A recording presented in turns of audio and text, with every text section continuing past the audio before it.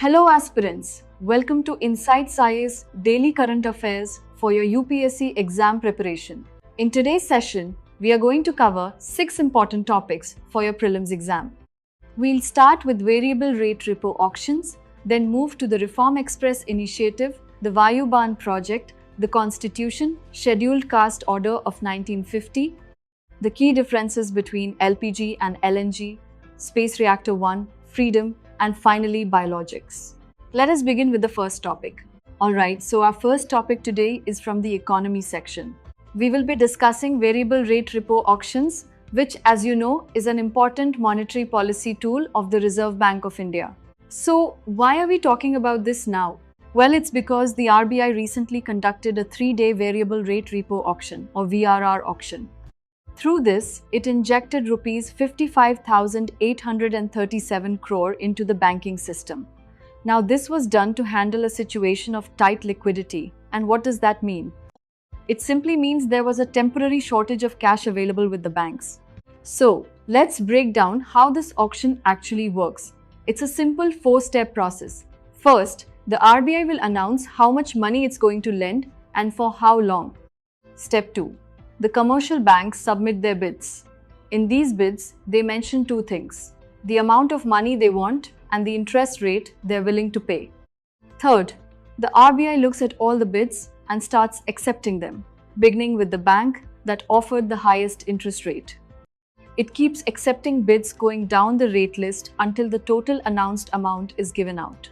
And finally, the banks get the money, but to get it, they have to provide government securities as collateral.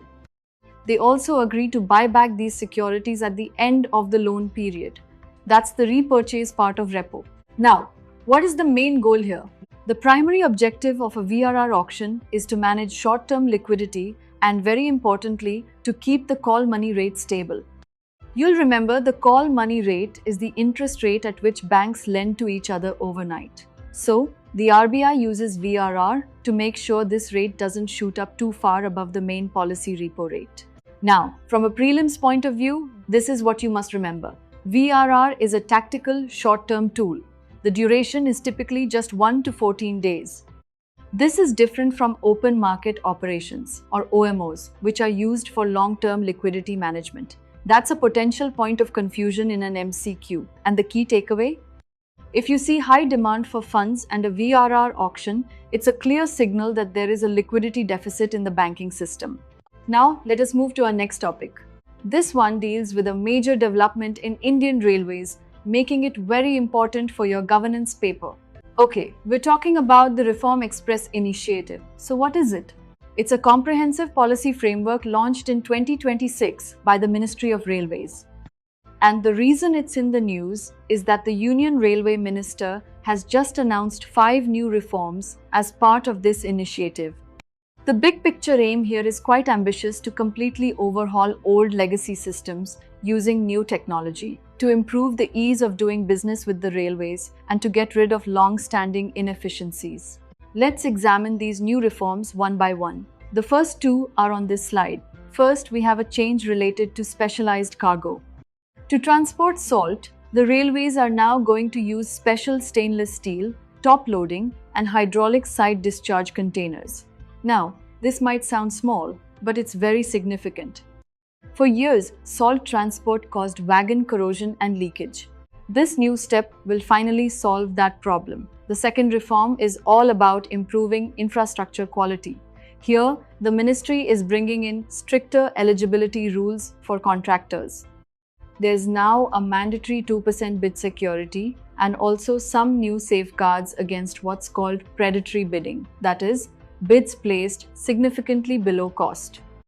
The whole point is to make sure that railway projects are given to firms that are actually capable of doing a good job, so that quality isn't compromised.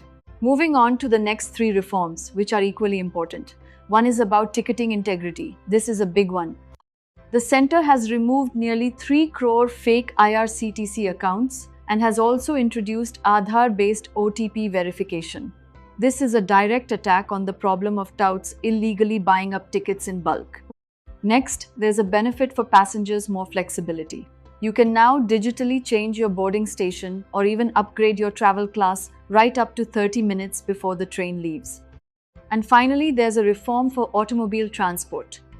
The railways are bringing in flexible wagon designs tailored to specific rail routes that can bypass route constraints, for example, low bridges and narrow tunnels. This is expected to bring down logistics costs for the automobile industry significantly. Moving ahead, we have an interesting topic from the security section. This is about an indigenous defense system. The project's name is Vayu Baan, which literally translates to air arrow. What is it? It's an Indigenous Air Launched Effects Program, or ALE program. This program was started by the Indian Air Force, or IAF, with a specific goal to develop India's very first drone system that can be launched from a helicopter while it's flying. Importantly, this project is being led by the IAF's own in-house team, the Directorate of Aerospace Design. Alright, let's look at the key features of Vayu Baan. Now, from a prelims point of view, the most crucial fact here is the range. Remember this, it's over 50 kilometers. This gives what's known as a standoff capability. What does this mean?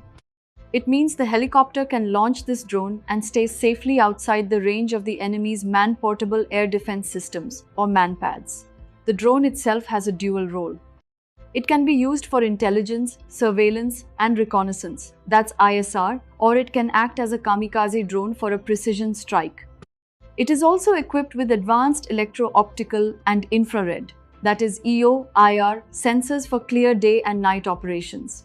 It's autonomous, so it can navigate using preset waypoints. A very important feature is that it can operate even in a GNSS-denied environment, which means it works even without GPS. And finally, it has a loitering time of about 30 minutes. So, what is the strategic significance of this project? Well, it's huge. First, it greatly minimizes the risk to our helicopter air crew. Second, it reduces our country's dependence on foreign technology for such advanced systems.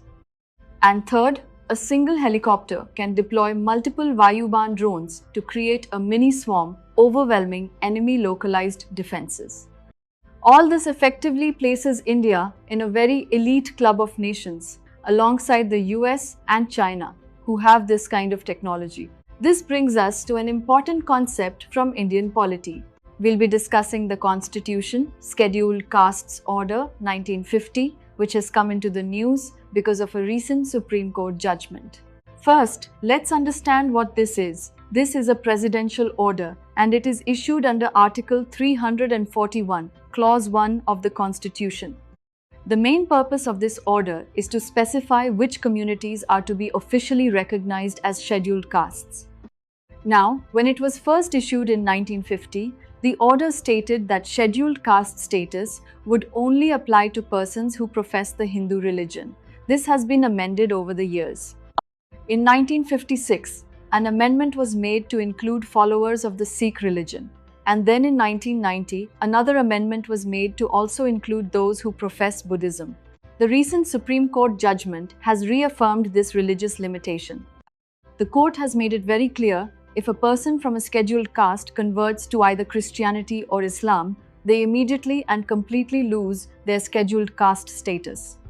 And this has a direct consequence. They also lose the protection available under the Scheduled Castes and Scheduled Tribes Prevention of Atrocities Act 1989, as the court held that the theological foundations of religions like Christianity do not recognize the institution of caste. Now, what if that person wants to reconvert and regain their SC status? For this, the court has laid down 3 very strict criteria, and all 3 must be fulfilled. First, they have to prove their original caste identity. Second, the reconversion must be bona fide, meaning genuine, and not just to get the benefits. And third, and this is crucial, they must prove that their original community has socially accepted and assimilated them back into the fold. Remember, for your exam, not 1 or 2, but all 3 conditions must be met. Let us now look at a topic from science and technology. The context here is the ongoing conflict in West Asia, which has disrupted global energy supplies. For India, it has been reported that this has affected about 54% of our LPG supplies and 30% of our LNG supplies passing through the Strait of Hormuz. So given this news, it becomes very important for us to clearly understand the difference between LPG and LNG. Okay, let's start with the basics. First, we have LPG, which stands for liquefied petroleum gas. What is it made of? It's mainly a mixture of two hydrocarbons, propane and butane. And where does it come from? It's produced as a byproduct of crude oil refining and natural gas processing. To make it a liquid, you apply moderate pressure, which is why it can be stored easily in cylinders. Now, on the other hand, we have LNG, which is liquefied natural gas. Its main component is methane, and the process to liquefy it is very different. It is turned into a liquid by cooling it down to an extremely low temperature, below -160 degrees Celsius, through a cryogenic process. The reason for doing this is to reduce its volume drastically. In fact, the liquid volume is 600 times smaller than its gaseous form, which makes it easier to transport over long distances. This gives you a clear summary of the key differences. We've already talked about the composition. Now, I want you to pay close attention to the density. This is a very common prelims trap. Aspirants, please remember this point. LPG is heavier than air. What does that mean in practice? If there is a leak, the gas will sink and collect near the ground. This increases the fire risk. In complete contrast, LNG is lighter than air. So if it leaks, it will rise and disperse quickly into the atmosphere, which makes it generally safer. And because of these fundamental differences, their storage and transport methods are also completely different. LPG is stored in pressurized cylinders and moved by trucks, while LNG needs special cryogenic tanks and large cryogenic ships. Naturally, their applications are also quite different. We are all familiar with LPG, which is commonly used for domestic cooking, for heating appliances, in some industrial processes such as metal cutting, welding, and food processing, and also as auto gas for vehicles. LNG, however, has a different role. Its primary role is to transport energy. Once it reaches its destination, it is converted back into gas. This is called regasification. Then it's used for power generation, as a feedstock for industries such as fertilizers and petrochemicals, as fuel for heavy transport like trucks and ships, and it's also the source for the piped natural gas or PNG and the compressed natural gas or CNG that is supplied in our cities. Alright, let's now cover another topic from Science and Technology, Space Reactor 1 Freedom, also known as SR-1 Freedom, which came into the news because NASA has revamped the Artemis program, scrapping the Lunar Gateway plan and prioritizing a moon base and Mars missions. As part of this, NASA officially announced Space Reactor 1 Freedom, a nuclear-powered spacecraft to be launched by 2028. So what exactly is it? SR-1 Freedom is set to be the first interplanetary spacecraft powered by a nuclear fission reactor. It is a pathfinder spacecraft, meaning its primary purpose is to test and prove new technology, and it uses nuclear electric propulsion, or NEP. The aims of this mission are three. First, to prove the viability of nuclear electric propulsion for long-duration deep space travel. Second, to deliver the Skyfall payload, a fleet of Ingenuity-class robotic helicopters, to the Martian surface to scout for water ice and human landing sites. And third, to activate the industrial supply chain for future nuclear-powered missions to the outer solar system. From a prelims point of view, 4 key features matter. 1. It will utilize the Power and Propulsion Element, or PPE, originally designed for the now paused Lunar Gateway Station. 2. It carries an onboard fission reactor that splits uranium atoms to generate continuous high-output power, completely independent of sunlight. 3. The Skyfall payload carries 3 to 6 robotic helicopters equipped with ground-penetrating radar and high-resolution cameras, and 4 launch is scheduled for December 2028.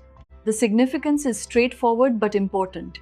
This will be the first American space reactor since SNAP 10A in 1965 and the first ever used for propulsion beyond Earth orbit. More broadly, nuclear power enables missions to outer planets and through Martian dust storms where solar panels simply fail. Alright, let's now move to a topic from Science and Technology Biologics, which came into the news because the Union Budget 2026 announced the Biopharma SHAKTI strategy to boost domestic production of biologics, biosimilars, alongside a shift towards non-animal testing models. So, what exactly are biologics? Simply put, they are advanced medicines produced from living organisms. Unlike traditional drugs like aspirin, which are made through chemical synthesis, biologics are large, complex proteins derived from living biological sources, such as bacteria, yeast, or mammalian cells. Their primary aim is to provide highly targeted therapy for chronic and life-threatening diseases such as cancer, rheumatoid arthritis, and diabetes by interacting specifically with human cell receptors and immune pathways that traditional chemical drugs simply cannot reach. The production process involves 5 key steps: selecting the right host cell, inserting the desired DNA sequence through genetic engineering, growing the cells in large bioreactors, purifying the extracted protein, and finally, rigorous batch testing. That last step is crucial because biologics are grown rather than manufactured chemically. Every single batch must be independently tested for consistency and safety. From a prelims point of view, 4 features of biologics are most important. 1. Molecular complexity. They are far larger and more complex than any chemical drug. 2. High specificity. They bind to specific cell receptors, enabling precision medicine. 3. Sensitivity. They require cold chain storage due to their vulnerability to temperature and light. And 4. Immunogenicity. Being foreign proteins, they can trigger immune responses, requiring strict safety monitoring. Now, why does India care about this? Original biologics are extremely expensive, but biosimilars, which are essentially generic versions of biologics, can be produced at a fraction of the cost. Through Biopharma SHAKTI, India aims to become a global hub for biosimilar manufacturing, making life-saving treatments affordable both domestically and for the developing world. Alright, for your note-making aspirants, here's a quick tip. You can categorize today's topics like this: the Reform Express Initiative and the Constitution Scheduled Caste Order should go under GS Paper 2 for governance and polity, and all the other topics, VRR auctions, Vayu Baan, LPG versus LNG, Space Reactor 1, Freedom, and Biologics can be categorized under GS Paper 3, which covers economy, security, and science and technology. For the full current affairs article and daily current affairs MCQs, visit insightsonindia.com through the link in the description. Also, subscribe to our Insights IAS YouTube channel and join our official Telegram group using the link provided in the description for all free and important updates related to the UPSC exam. Thank you.